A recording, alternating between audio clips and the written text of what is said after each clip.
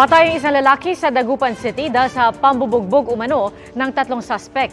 At sa Naga City ang inakalang customer sa isang botika, hold up pala ang pakay. Ating saksihan. Balot na balot ang mukha ng rider na ito pagpasok sa isang butika sa Naga City. Akala ng staff ng butika customer ang lalaki, pero ang pakay pala nito, hold up. Itinutok ng lalaki ang hawak niyang armas sa babae. 4,000 pisong cash ang tinangay ng suspect.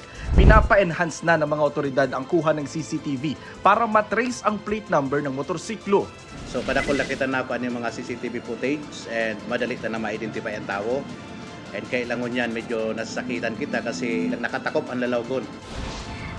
Sa Naga City pa rin, biglang nagliyab ang isang sasakyang nakaparada sa gilid ng eskwelahan.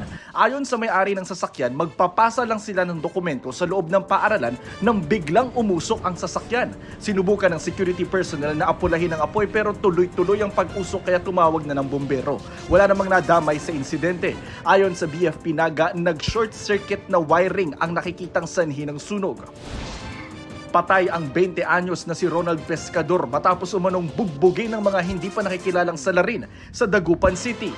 Ayon sa ina ng biktima, gabi ng August 26 nang magpaalam si Ronald na pupunta sa birthday party ng kaibigan sakay ng motorsiklo. Pauwi na ako, ma, hindi naman ako nakainom, sabi niya. Around 11. Bigla pong may tumawag sa akin, ate-ate yung anak niya po nandun sa sabi niya.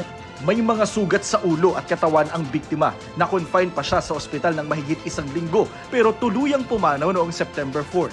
Sa investigasyon ng pulisya, nasawi ang biktima dahil umano sa bugbog. Binugbog ng 3 kalalakihan yan. Iyon ang lumalabas sa aming investigasyon at kilala na namin. Hiling ng mga kaanak ng biktima, agarang hustisya. Para sa GMA Integrated News, ako si Jonathan Andal, ang inyong saksi. Mga kapuso, sama-sama tayong maging saksi. Mag-subscribe sa GMA Integrated News sa YouTube. Para sa mga kapuso abroad, samahan niyo kami sa GMA Pinoy TV at sa www.gmanews.tv.